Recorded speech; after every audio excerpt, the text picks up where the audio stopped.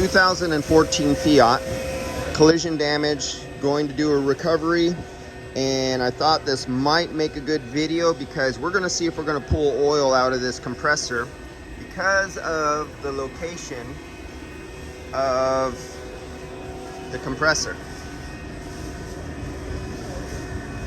So low side, high side are connected directly to the top of the compressor. Let's see if I can get up there.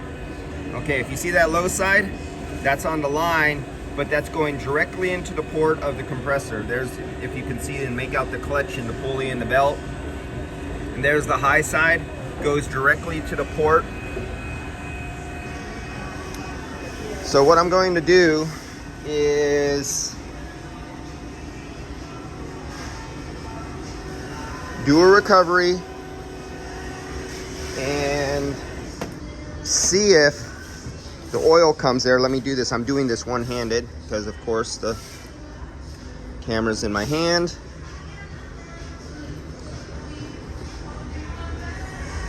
So we're on,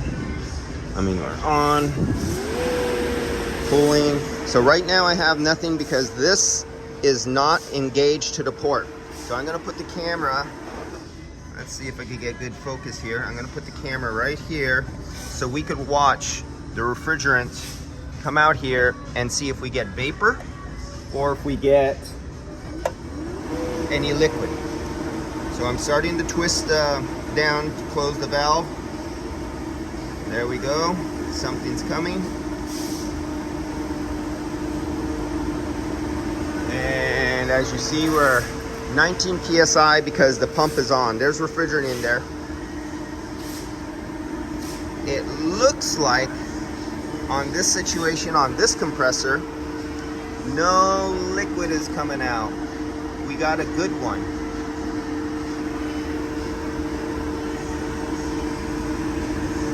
So remember in one of the other videos I did, we had liquid refrigerant coming out of the low side of a compressor that was removing oil. It wasn't liquid refrigerant, it was vapor boiling off, lowering the pressure, turning into a bubbling foam and coming up to the top of the port of the compressor and then exiting with the line with the vapor refrigerant, carrying it into the recovery unit, draining out oil of the compressor.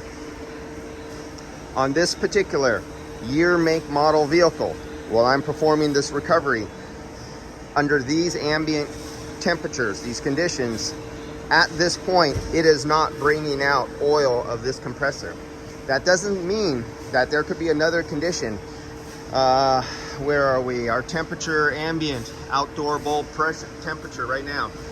It's 67 degrees, so it's a hot summer day in San Francisco in the middle of October. And for you guys stuck in the snow, it's nice and sunny out here. I see all that bright sun up there. It's beautiful.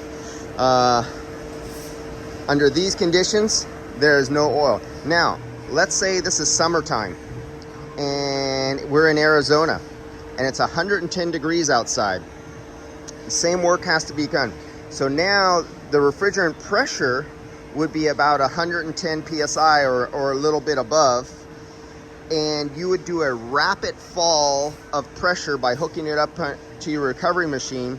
Now we have a much greater difference between 67 degrees, that is roughly somewhere in the neighborhood of 67 PSI on a cool day, and 110 degrees.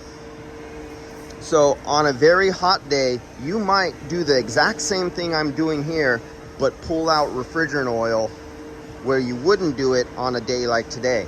So you can never count as something as using the words always or it's never, and that's impossible, because when it comes to things like using the gas laws and physics and stuff like that, and anything in the world, there's usually never an always or a definitive no or yes. There's usually always exceptions to the rules on some things, and this is one of them. When you're dealing with refrigerant and gases, it also, you have to take into account the ambient conditions. All right, so that's all I wanted to show you, is that there is no oil bubbling off on this unit. Catch you guys in the next video.